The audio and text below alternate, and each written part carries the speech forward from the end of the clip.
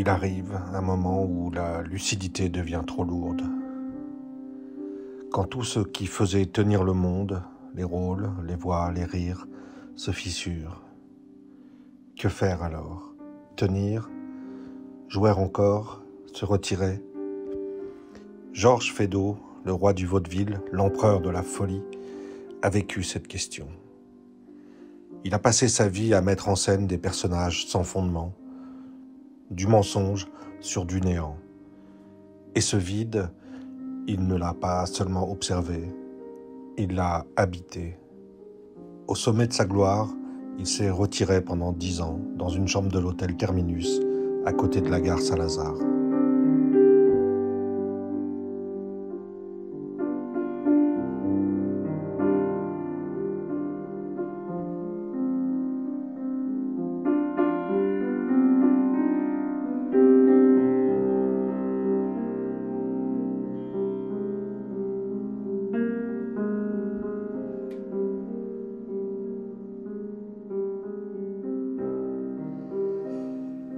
Hier soir, j'étais au théâtre, le Dindon de Feydeau, au CDN de Caen.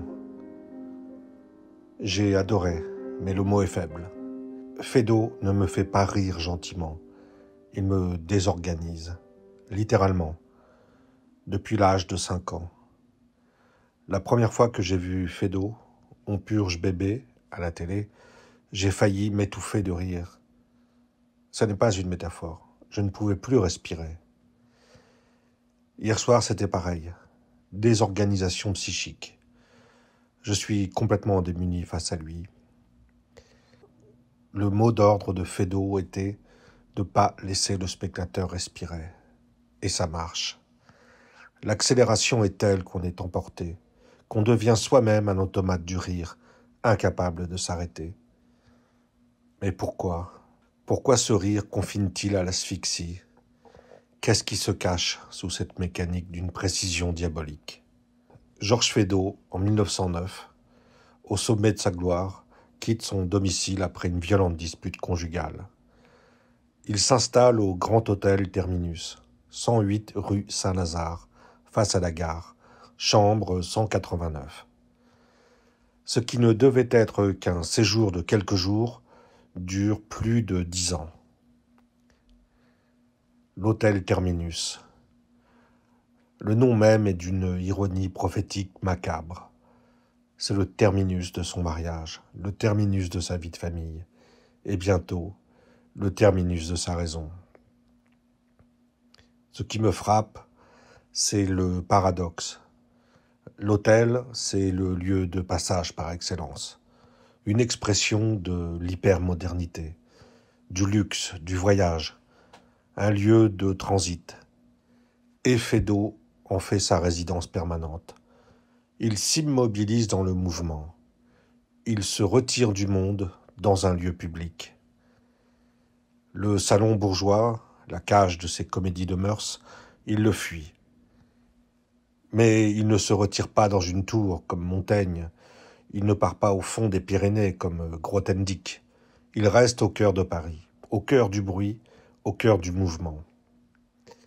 Depuis sa fenêtre, il voit Paris s'agiter, les trains partir. Le retrait n'est pas un enfermement physique, c'est un retrait intérieur. Une impossibilité à habiter pleinement le monde, même quand on y est présent. On est là sans être là, on bouge sans avancer.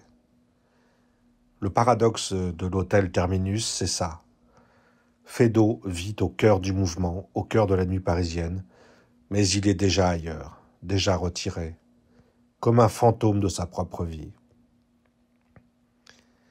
Feydeau ne décrit pas ce vide de l'extérieur en observateur amusé. Il l'habite, il le porte en lui, il en a une conscience aiguë, peut-être même insupportable. Toute sa vie, il a écrit des mécaniques de mensonges, des masques, du vide déguisé en agitation. Je pense qu'il avait ce regard sur les autres et sur lui-même certainement. Il voyait derrière les masques, il voyait l'absence de fondement, la vacuité de tout être. Et je pense que c'était sans doute insupportable pour lui. Comment tenir dans ce regard? Comment affronter cette lucidité sans se détruire? Et la question devient comment vivre avec ça?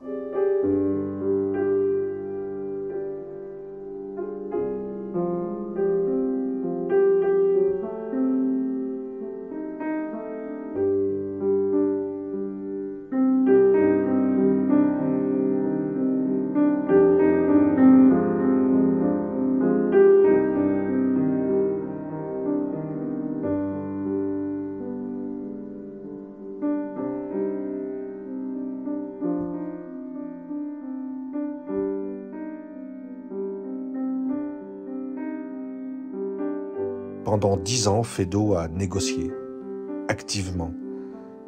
Il a trouvé une manière à lui de tenir. Pas une solution, pas vraiment une sagesse, juste une manière. Mais ce qui m'obsède vraiment, c'est un moment précis.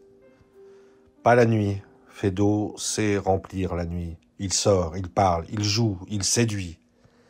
Non, ce qui m'obsède, c'est le moment où il rentre à l'hôtel. 4 heures, 5 heures, 6 heures, au petit jour, quand la lumière commence à changer. Ce n'est plus la nuit noire, mais pas encore le jour. Cette lumière grise, un peu sale, entre chien et loup. Il remonte la rue Saint-Lazare, seul, épuisé peut-être. Il s'arrête encore, sur le parvis de la gare. Il parle avec la vendeuse de journaux, du kiosque ouvert toute la nuit. Il traîne, n'importe quoi pour ne pas encore rentrer. Et puis, finalement, il faut bien. Il rentre. Il monte, chambre 189. Il referme la porte. Silence. Pas un silence total. On entend la ville, lointaine. Mais dans la chambre, c'est le silence. Il s'assoit sur le bord du lit ou devant son bureau encombré de livres, de papiers, de bibelots. Les murs couverts de tableaux, monnaies, ciselés, boudins, des reflets sur l'eau, de la lumière captée. Mais maintenant, dans cette lumière grise du petit matin, tout semble éteint. Il regarde ses mains. Il est très fatigué. Et là, quelque chose commence. Je ne sais pas comment le dire exactement. Ce n'est pas une pensée, c'est plus physique, plus sourd. Quelque chose qui monte du ventre, de la poitrine. Comme si quelque chose se défaisait lentement en lui. Toute la nuit, il a été Georges Feydeau, le dramaturge célèbre, le dandy, l'homme brillant, celui qui fait rire toute la France. Mais maintenant, dans cette chambre, dans ce silence, dans cette fatigue, il n'a plus besoin d'être quelqu'un. Et quand on n'a plus besoin d'être quelqu'un, qu'est-ce qui reste?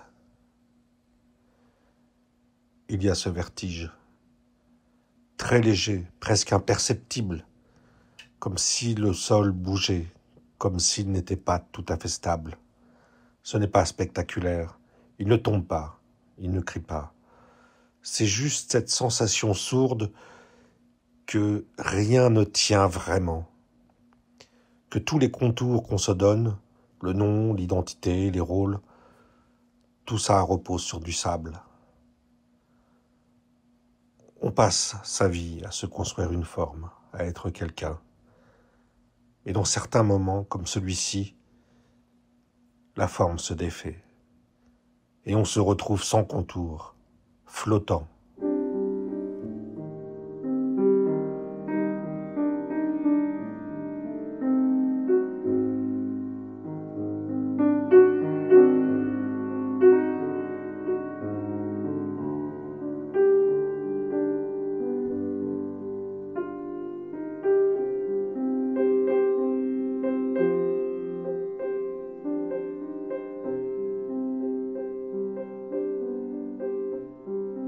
Quelque chose continue quand même. Un bruissement, une présence anonyme, quelque chose qui veille, mais qui ne veille sur rien. Ce n'est pas moi qui veille, c'est juste, ça continue. La respiration, le corps, l'existence qui persiste, même quand on n'est plus personne. Et dans ce « ça continue », il y a une porosité étrange entre ce qui est et rien, entre la présence et l'absence, entre être quelqu'un et n'être rien. Tout devient poreux. C'est une expérience extrêmement ténue, fragile, mais vertigineuse.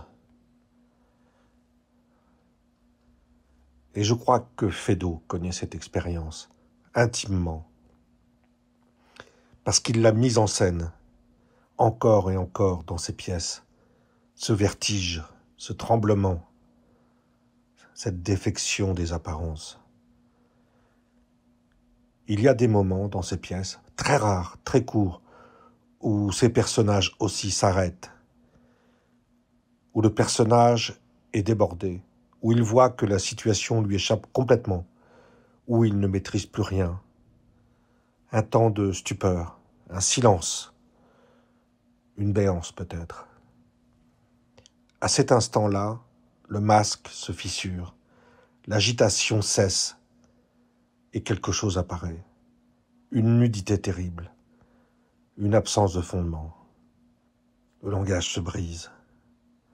Parce que si parler, c'est masquer le silence, alors quand la situation devient trop chaotique, le langage, l'outil absolu de la fuite, s'effondre. Bégaiement, aphasie, crise inarticulée, quiproquos qui vident les mots de leur sens. Le langage se brise.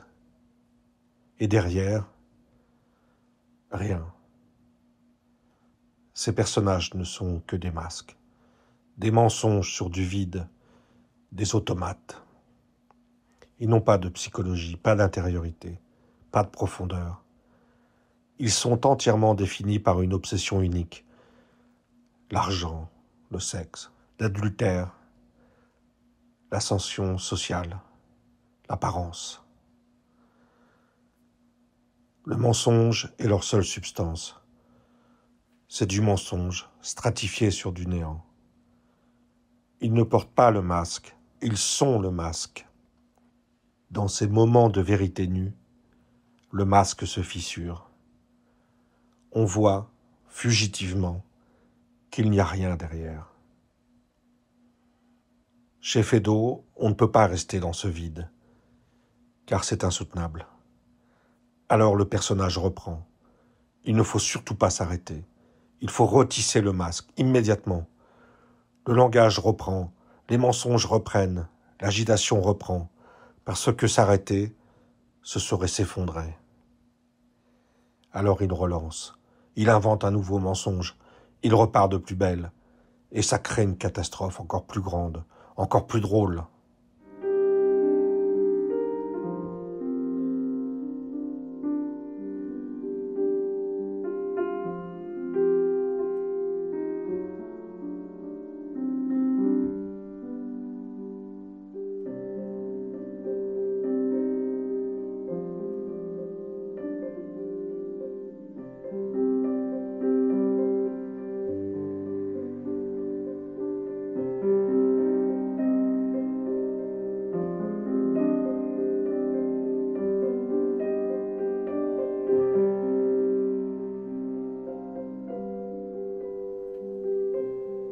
C'est peut-être ce que Feydeau vit dans sa chambre, au petit matin.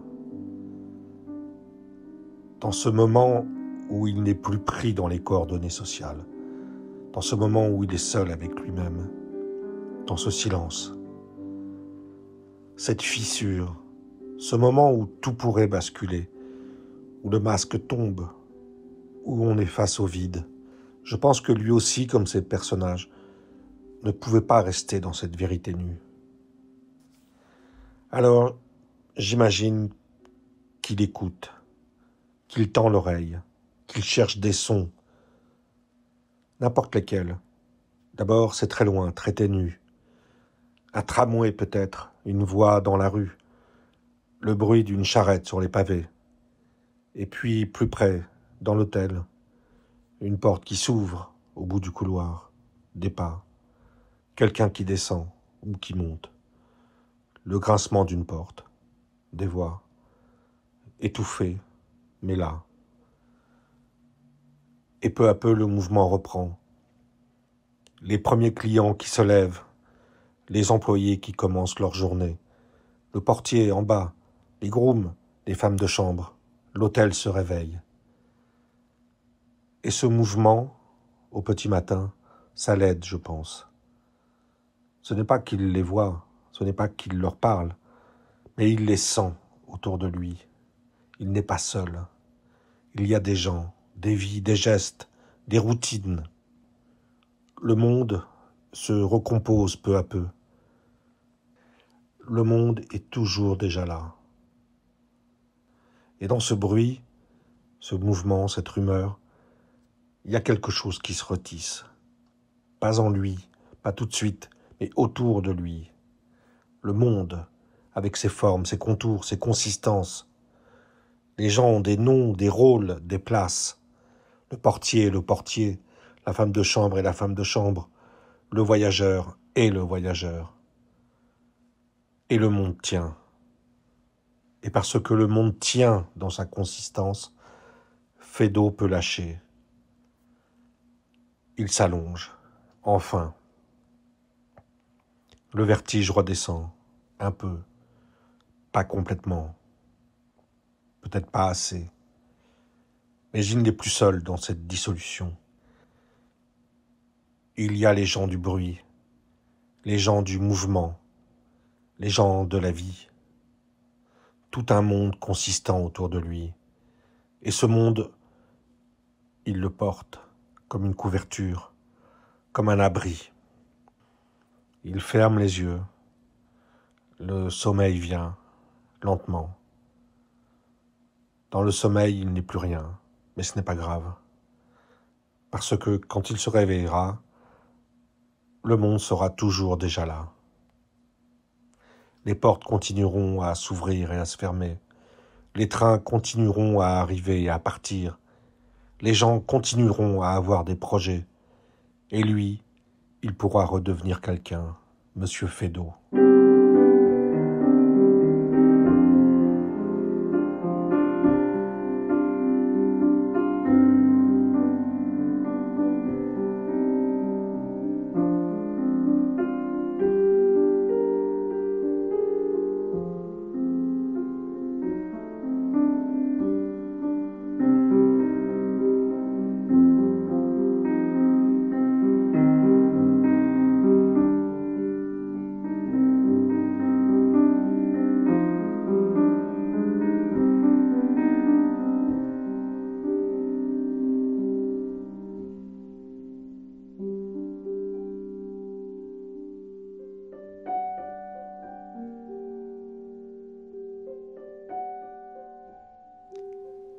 Je ne sais pas si Feydeau pense tout ça de manière consciente.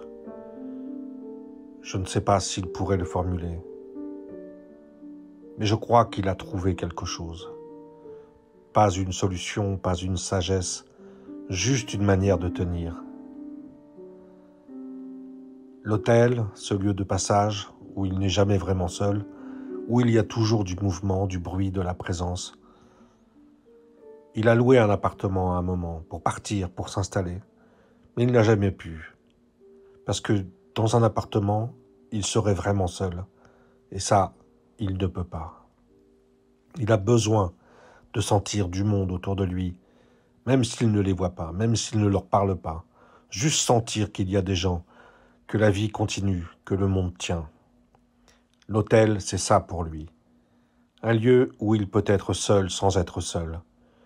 Où il y a toujours du bruit, du mouvement, des portes qui s'ouvrent et se ferment, des voix dans les couloirs.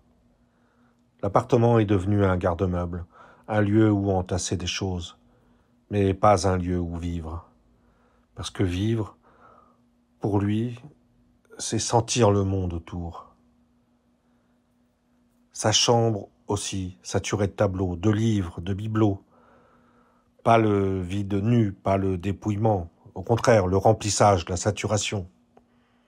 Les murs sont couverts de tableaux. Monet ciselé, les nymphéas, des reflets sur l'eau, de la lumière. Partout des livres, des piles de livres, par terre, sur le bureau, sur les étagères. Des bibelots, des objets, du désordre. Il remplit l'espace, il sature. Parce que s'il ne saturait pas, peut-être qu'il serait face au vide nu. Et le vide nu, c'est insupportable.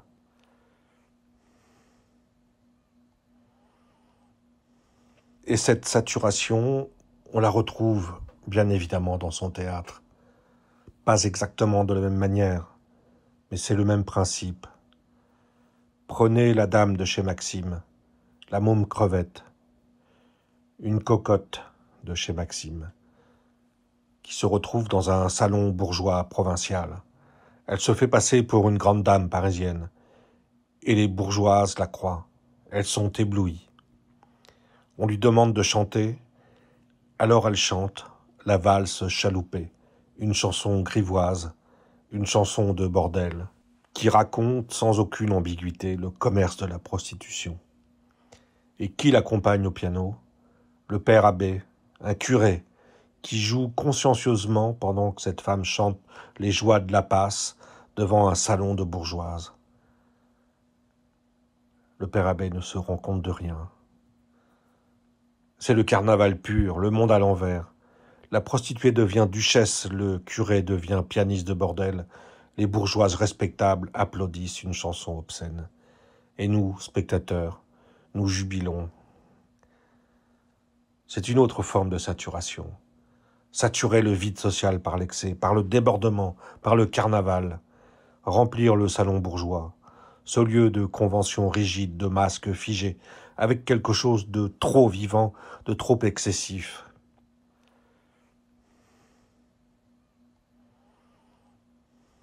Il y a chez Feydeau quelque chose de profondément dionysien, des forces brutes, pulsionnelles, qui fissurent l'ordre lisse du monde bourgeois. Le désir, la jouissance, l'argent, rien n'y obéit à la raison. Ces forces traversent les personnages, les emportent, les dépassent. Prenez la puce à l'oreille. À l'hôtel du Minet Galant, les quiproquos se multiplient jusqu'à l'épuisement. À un moment, il n'y a plus de mots, seulement des cris, des corps qui courent, des portes qui claquent, un tourbillon, un chaos. Le théâtre devient pure dépense d'énergie, comme si la mécanique s'emballait d'elle-même. Dans un fil à la patte, Bousin finit par se jeter dans les escaliers, poursuivi pendant toute la pièce par le général Irigoyen. La poursuite tourne à la transe. La chute, au fond, était déjà contenue dans la course. C'est la jouissance poussée jusqu'à sa limite, une ivresse qui se retourne en chute. Chez Feydeau, cette extase n'ouvre sur rien. C'est une extasis vide. On sort de soi, mais pour retomber aussitôt dans le rien. Le rire lui-même, ce rire convulsif, asphyxiant, n'est plus une réaction, mais une secousse. On rit parce qu'on est pris dans la force qui désagrège tout. C'est le rire dionysien, celui de l'ivresse, du chaos, de la dépense sans issue. Un rire qui consume, qui épuise, qui finit par se taire. Et c'est ce que vit Feydeau dans ses nuits. Ce besoin de mouvement, d'agitation, de présence, la peur du silence. Comme ces personnages, il ne peut pas s'arrêter. S'arrêter serait s'effondrer. Mais contrairement à eux, il trouve un seuil. Le sommeil au petit matin, quand le monde se recompose. Pendant 10 ans, ce rituel l'a maintenu.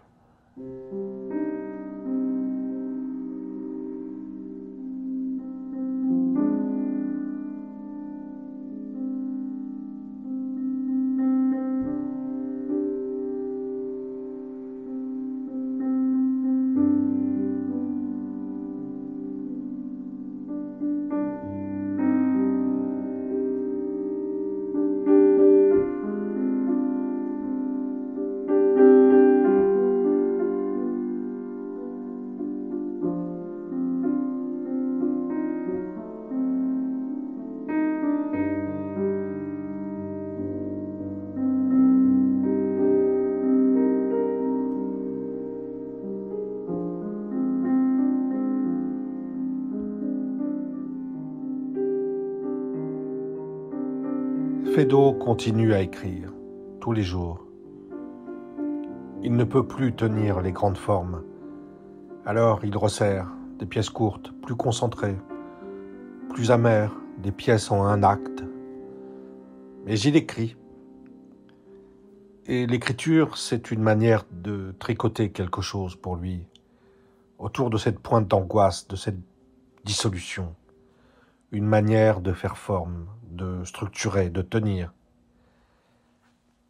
Avant son retrait à l'hôtel Terminus, Feydeau écrivait les grands vaudevilles en 3 actes.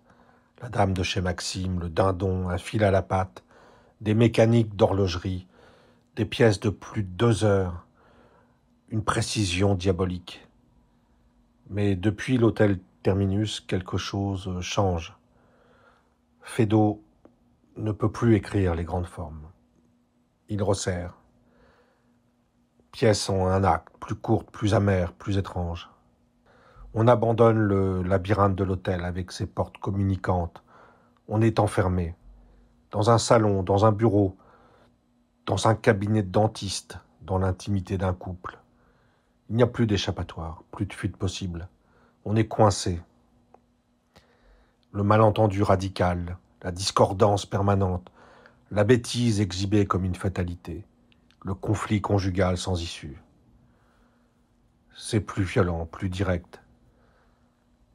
Et ça correspond exactement à ce que Feydeau vit dans sa chambre, l'enfermement. L'enfermement progressif, l'impossibilité de fuir, la confrontation directe avec le rien, la dissolution.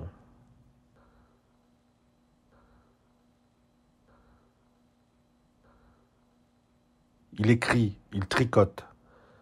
C'est une élaboration, une manière de faire quelque chose avec ce qui pourrait le détruire.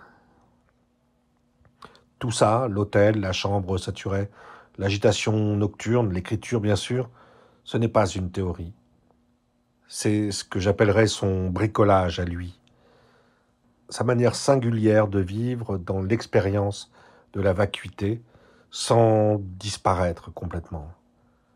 C'est précaire, fragile, mais pendant 10 ans, ça marche. Et je crois qu'on tient tous sur des petites choses comme ça, des nœuds singuliers qu'on bricole dans son coin. C'est toujours très expérimental. Il n'y a pas de recette, pas de solution toute faite. Chacun tricote à sa manière, avec ce qu'il est, avec ce qu'il n'est pas, avec ce qu'il peut supporter, avec ce qu'il ne peut pas supporter. Pour l'un, ce sera une routine, un rituel, toujours le même café, toujours la même promenade. Pour l'autre, ce sera un objet, une photo, un livre qu'on relit. Pour un autre, ce sera une présence, quelqu'un qu'on peut appeler, même si on ne dit rien. Pour un autre encore, les réseaux sociaux. Ce sont des petits nœuds, des petits points de capiton qu'on bricole sans vraiment y penser. Et ces nœuds, ces points de capiton, ça tient. Ça fait tenir ce qui pourrait se défaire, se dénouer. Ça nous empêche de nous dissoudre complètement. On ne choisit pas vraiment, ça vient, ça se trouve. Parfois, on se rend compte après coup.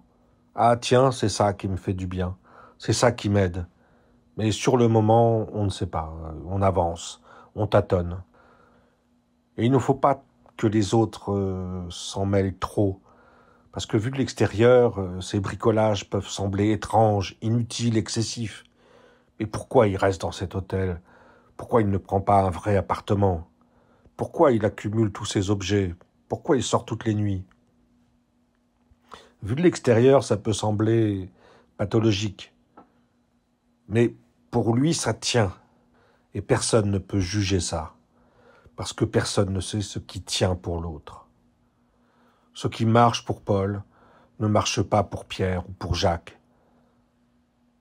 Ce qui marche pour soi n'est pas transférable, ce n'est pas programmable.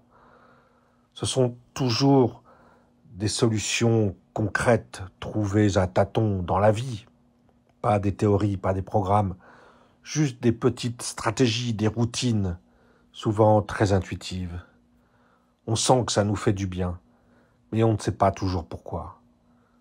On avance en aveugle, en somnambule.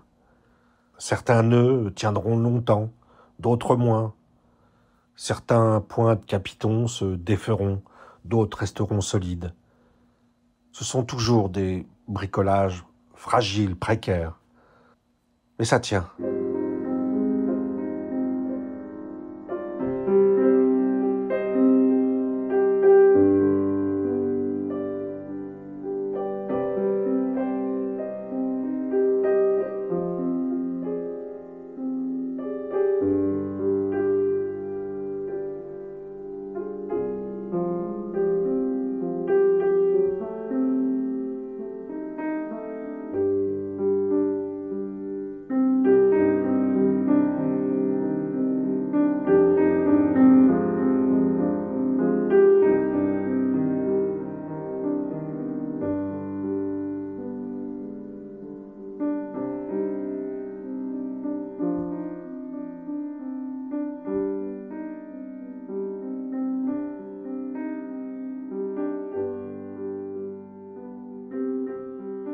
Chez Fédo, la maladie progresse.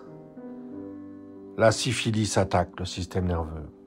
L'écriture devient plus difficile, l'agitation plus compulsive. Le bruit ne suffit plus. Les tableaux de monnaie dans la lumière grise du matin sont de plus en plus éteints. Les nœuds se défont petit à petit. Il ne peut plus écrire, ou presque plus. Il ne peut plus sortir comme avant. Le sommeil vient plus difficilement. Le vertige du petit matin dure plus longtemps. Et un jour, même ce bricolage ne tient plus. Les brèches s'élargissent, l'angoisse déborde. Ses enfants finissent par le faire interner dans un sanatorium à Rueil-Malmaison. Le diagnostic est sans appel. La syphilis a atteint le système nerveux. Délire, paranoïa, dégradation mentale rapide. Sa chambre d'asile devient une scène de théâtre, macabre, grotesque. Des lambeaux de son œuvre surgissent en un tourbillon de scénettes. Les créatures vides qu'il a mises au monde, les situations absurdes qu'il a imaginées lui reviennent, le hantent, le persécutent. Il se prend pour Napoléon III, écho grotesque des vanités bourgeoises, des rêves d'ascension sociale de ses personnages. L'auteur est emprisonné dans sa création. Il fusionne avec l'univers qu'il a créé. Il devient sujet de ce monde sans sujet. La psychose déconstruit son théâtre pour n'en laisser que la mécanique pure, la répétition insensée, l'agitation vaine, la panique nue. Les personnages n'étaient que des mensonges sur du vide. Les pantins maintenant se désarticulent en un carnaval cauchemardesque, révélant avec une clarté effroyable le rien qu'il s'efforçait de masquer. Le monde qu'il a mis en scène le dévore, jusqu'à ce que le cerveau devienne une éponge, jusqu'à la blancheur finale. En 1921, Fédo meurt.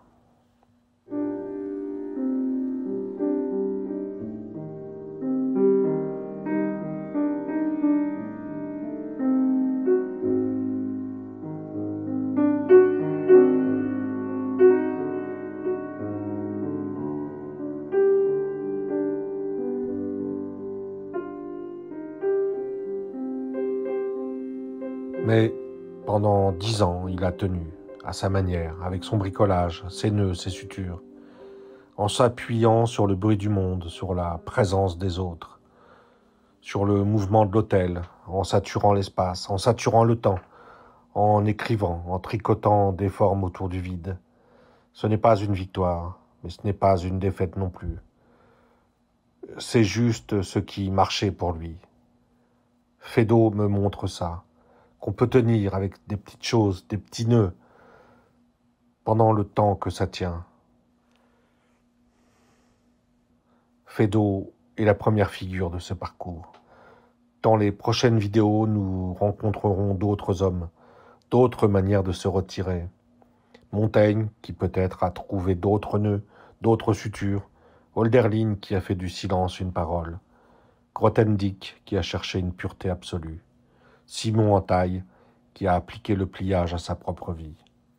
Certains ont trouvé d'autres manières de tenir, mais tous portent une part d'ombre, comme moi, comme nous tous peut-être.